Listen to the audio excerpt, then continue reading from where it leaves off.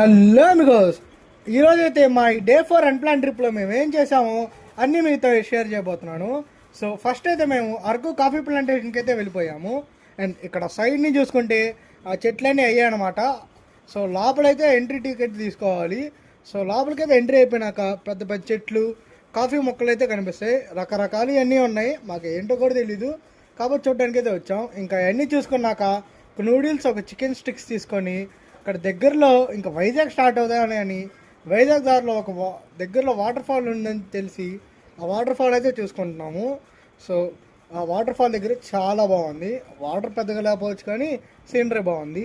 So అక్కడ నుంచి డైరెక్ట్గా వైజాగ్ కొట్టేసి ఆర్కే బీచ్ దగ్గర అయితే కార్ ఆపామన్నమాట.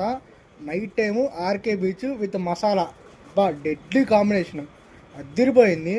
సో మా ఫ్రెండ్స్తో అలా బీచ్ దగ్గర కాసేపు కూర్చొని అలా కొన్ని ఫోటోషూట్స్ చేసుకొని చాలా మంచి మంచి సాంగ్స్ వింటా అలా బీచ్లో నడుస్తా ఫీలే వేరండి. ఇలాంటి మోర్ వ్లాగ్స్ కోసం please like, share and follow our page.